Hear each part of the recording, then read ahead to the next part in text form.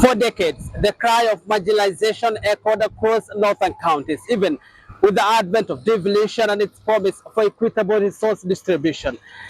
While progress remained elusive for many counties in the region, one has emerged as a beacon of hope. Recent research identifies Mandera as the only northern county with significant strides, turning the promise of devolution into tangible benefits for its people. We had an exclusive interview with current Governor Mohamed Aden Khalif to explore unique strategies propelling his county's transformation. Welcome to the program. My name is Hamza Yusuf, and this is part one of the Mandera transformation.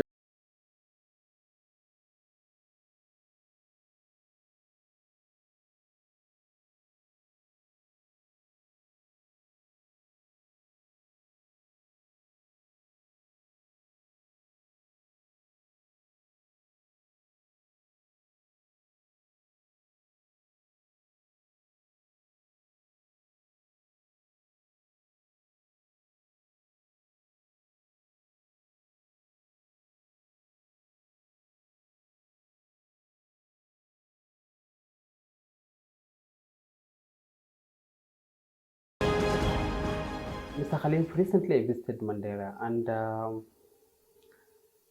I've seen new Mandera. The last time I visited there was 2014, 2015, somewhere there. And then last week I witnessed a lot of this infrastructure. At least there's a lot of things in place. I can say new Mandera. Is it about the devolution? Is it about Ali Roba? Is it about Mohamed Khalif? What's your reaction? Thank you, Hamza. I agree with you that Mandera is a completely transformed town, and I can say this is as a result of devolution and the good leadership and the smooth transition from the first government to my administration. And before devolution, if you compare Mandera of 2010, 2012 to the current Mandera, you really appreciate that devolution has worked. Besides all the negativity and the stories out there in the social media. Before devolution, Mandera district by then has one medical officer, one MOH attending to the entire Mandera County, with a HR number of about human resources of about 124, including nurses, the clinical officers, lab, and a few. But today we are talking about 1,200 health personnel working across Mandera County. I want to take this opportunity to thank the first governor. He did his part despite all the challenges. And what actually make it easier for us is the smooth transition. We happen to be in the same political lineup. And then he moved to become a senator and then was elected as a governor of Mandera. So whatever activity that was ongoing, we didn't stop it, we didn't interfere. And we continued. A good example is the completion of Mandera Teachers Training College, the completion of Mandera Medical Training College, the completion of actually the county headquarters, which were just finalized last year, and many other projects in water and agriculture. So I can say devolution has worked for Mandera, and it is the first time when we get in devolution is when we have seen the cake of this nation. We become part of this country. I can tell you, even with the small percentage, you remember, you are aware, it's only about 15% of the revenue, shareable revenue that goes to the counties, and the 85% still remain with the national government at the center. We are not getting much from the 85. Whatever we have done and whatever we have seen in Mandera is what the devolution, what the Devolve Fund has actually done. So our share of the 15%, which we shared horizontally among the 47 counties, is what actually has changed Mandera. 14 days tour, knocking every door and going and telling everyone thank you. This is not something that has been done by other governors. Could you give us insight of your recent tour, Banisa, Lafe, all these places? The object of Devolution is to bring services and resources close to the lowest level possible. And this was not my first tour, by the way. I did the first one last year, the same time. We have 6 constituencies, about 13 sub-counties. So last year, the same time, we celebrated Mashujaa in Takaba, which is the headquarters of Mandera West constituency. And we started touring the constituency of Mandera West, Banisa, and Mandera South. Took us about 13 days tour. So we could not do the entire county because of the distances. You are aware Mandera is about 26,000 square kilometers with over 500 settlements. So we did that last year. Started from Takaba, same time, did celebration, and then we started with Mandera West, Banisa, and Elwak. And we have left with the 3, the constituencies of Mandera North, Lafe, and Mandera East. So this year, we decided to celebrate Mashujaa Day in Banisa, the headquarters of Banisa constituency. And we did that for a reason. We are aware Banisa has been without a representative for the last 20 months. After our brother passed on in 2013, I think the same time, about March in 2023. So we went there to comfort the people of Banisa because others have MP who represent them. So we decided to do the celebration in Mashujaa Day, the Shujaa Day in Banisa, and then started the tour of Mandera North. Yeah. Because Mandera North borders Banisa constituency. Yeah. So the reason is actually 3. One is to thank our people for electing us, and also thank those who have not elected us for participating in the peaceful election. You remember we had a very peaceful election. True. In 2022 in Mandera. Absolutely. I think for the first time. True. No incidents, very peaceful. Yeah. So we thank the both sides. Those who supported us and those who have not supported us, but participated in a democratic process of electing leaders in a very peaceful manner. That was 1. 2 is to inspect the projects that we have been doing for the last 2 years. Sometimes if we just leave project inspection to the department, we might not get value for money. So what we decided to do is at the highest leadership of the county, governor, my deputy, and all of us, and the entire executive, we are visiting each and every project we have been doing and we have started doing it. So we were commissioning those completed projects and launching those who are new and inspecting the ongoing ones. So that was another, and getting feedback from the people.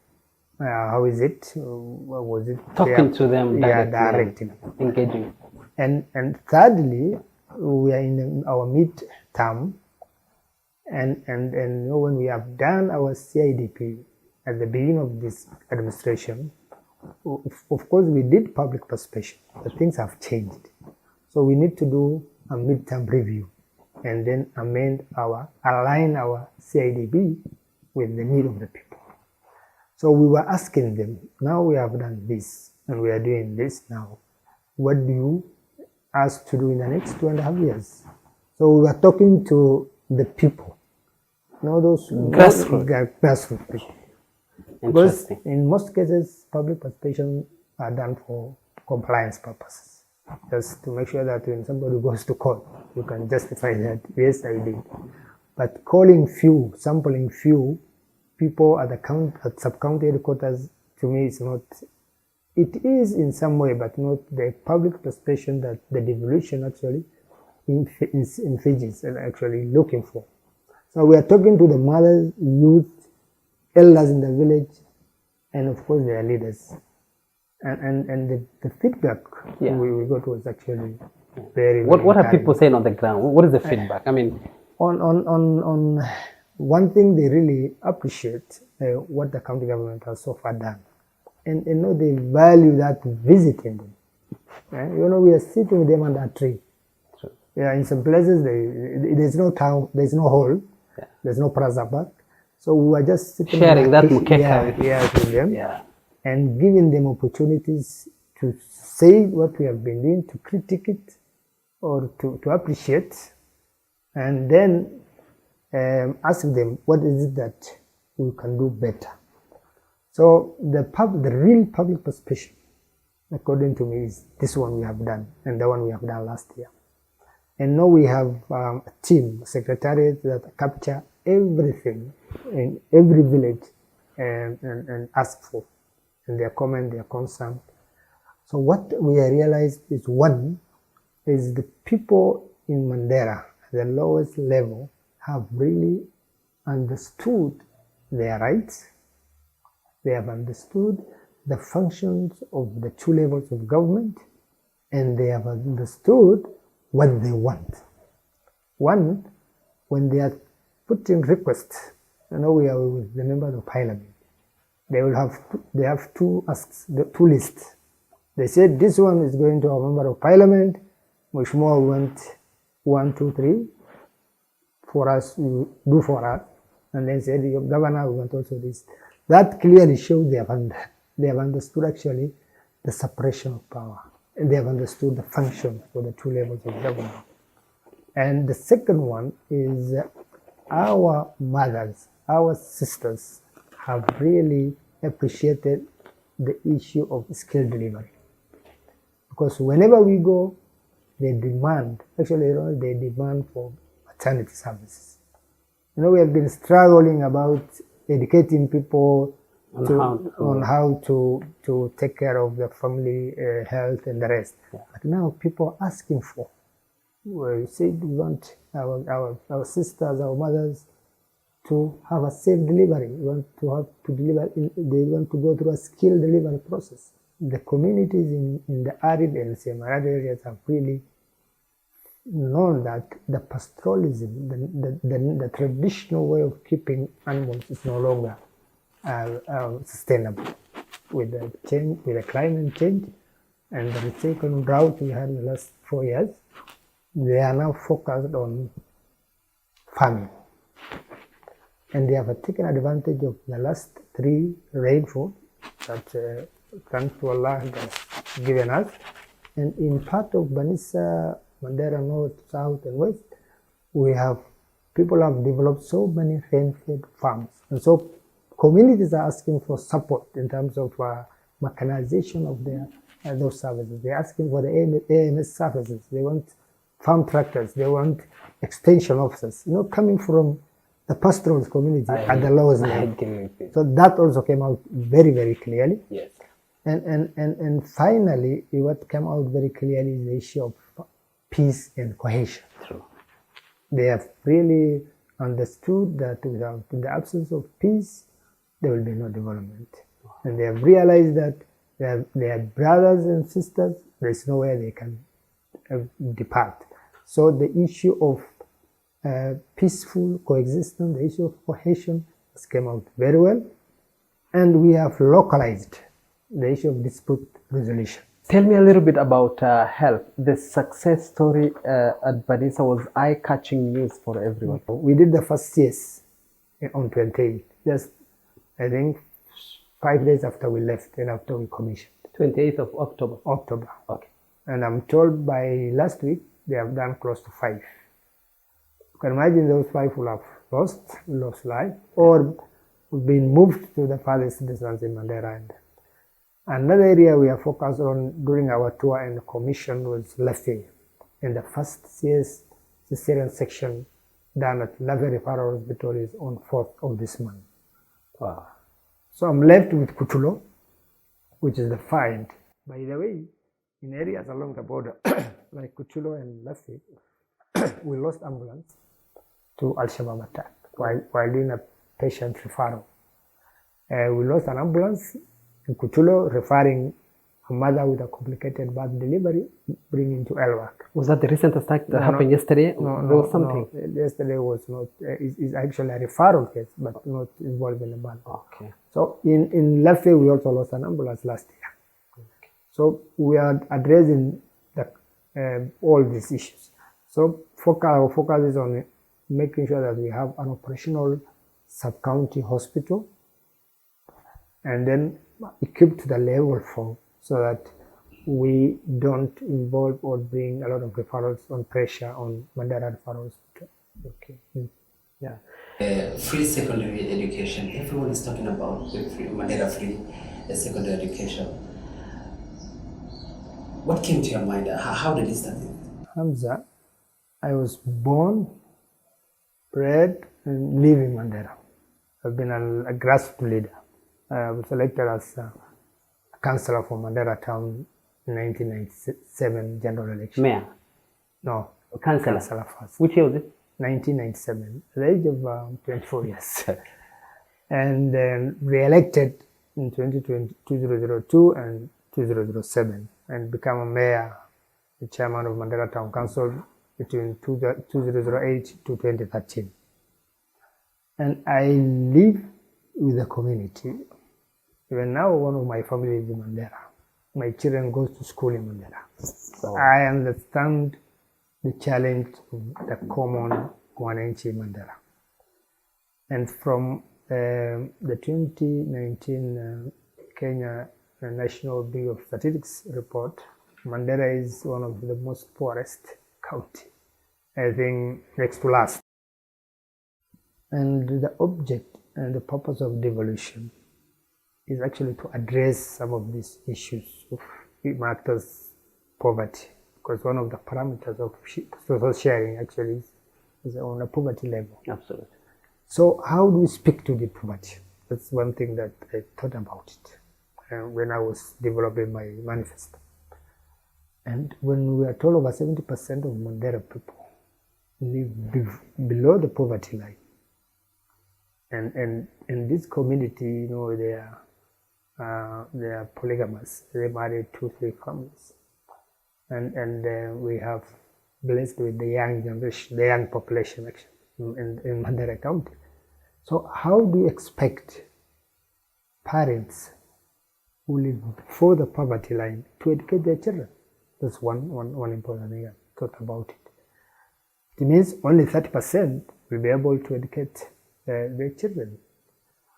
So it's not going to be enough to give everybody grant through business. It's not going to be enough to give contract to everybody to get out of the poverty line. It's not going to be sustainable to provide relief food to families so that they keep on living.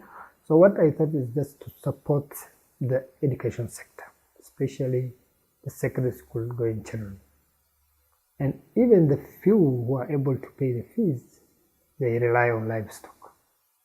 And the few able who are business people, senior government officials, know they have already moved their family to Nairobi. So what is left in Mandera is actually average families.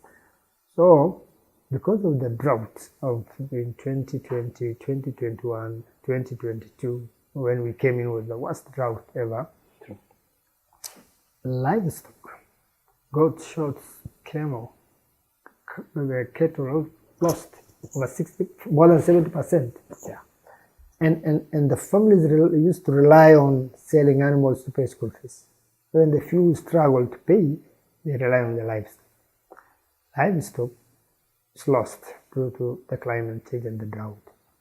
During the period when I came in, the price of a goat is going to as low as 3,000 shillings.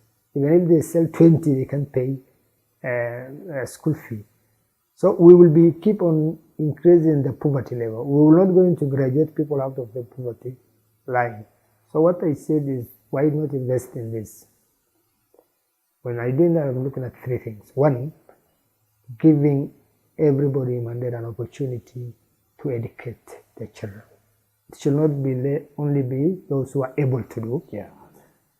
And 2, Now that most of our livestock is gone, then instead of me doing restocking, I do it restocking indirectly. By paying school fees, they will stop selling the few goats that are left. So at least the goats and the camel can now multiply, which actually came out very well during our tour. That's the third one. That's the second one. And the third one is we are bordering Somalia. In our county, there are no companies, big companies operating in Mandera County. There are no industries. Even the few NGOs used to be there, they scale it down because of the threat from Somalia. We're going to have a huge population of Mandera who are semi-literate, because most of them drop out of school after class 8 with no meaningful activities that they can do within Mandera. Then you can imagine the danger ahead. It's like we are sitting on a time bomb. It's better we allow them to go through secondary education so that they're able to go to university, those who qualified, and then the technical college. So we are looking at the issues of security, the issue of improving our literacy level, the issue of food livelihood, because by parents not selling the few animals left, and then now they have something to live on. So that is one of the things that actually came out during our tour of last year and this. The parents said their animals have multiplied. And the price of our goat now in Mandera is 18,000 Kenya shillings. 18,000 from 3,000 in the year December 2022. Because, of course, it has other disadvantages. The people who used to do livestock trading are now complaining, saying the animals have become very expensive for them to do that business. But I believe it is a cost that is worth, and it touches everybody across Mandera County. Meaning everybody has felt the fruit of devolution. Most people believe that I don't say a lot. When I say it, I do it. That is one thing, one of the strengths God gave me. And during the campaign, and they know, they say, if it's, they know, used to call me Mark. If Mark says, he will do it. Because I've lived with them, they know me. So some say this is just you uliharakisha, you didn't thought about this through, will it be sustainable, and so many other comments. But when we announced it in January in 2023, many people say, yeah, it's possible, it can be done, and we are doing it well. How much does Mandera County spend on free secondary education? 460 million. Wow. We started with 350 in the year 2022-23, and then because of the pressure, we could not manage. There are a lot of people, students who came back to school, so we moved it to 460. Now we're paying 460. Okay, from your budget, do you think you're spending a lot on education? Very much. So far, about 29,000 students have benefited. Are the beneficiaries only from Mandera or also from other counties? It's supposed to be for Mandera only. You know, we can't pay for everybody's. Yeah, I agree with you. Even the infrastructure will not even allow. True. In fact, after we introduced the support for the secondary school, one of the challenges that came out is the issue of infrastructure challenges. Because of the large enrollment, where people came back to school, some even after dropping out of school for 4 years, some have married with children and came back to school, then the infrastructure could not support. So there's a bit of challenge on that, but we are managing it, and we have so many schools which are day schools, which can now students can learn from their homes. And only last year, 5 secondary schools was again opened because of the demand and the space. So ideally, this program is for students from Mandera County, because we cannot pay for every student. But there is some cases where the neighboring counties of Wajir and Marsabit also benefit. So when somebody came and said they travel all the way from Marsabit and said they have brought 2 kids, I'm bringing them because I can't educate them, it's going to be unfair to return them. Yeah. Yes. We are halfway now. We're left with about 3 years, about 2 years plus. What do people of Mandera expect from you? One is continue supporting the secondary school and Elimu kwa wote, completing the ongoing water project, which is actually going to be a life-changing project and programs, and improving health.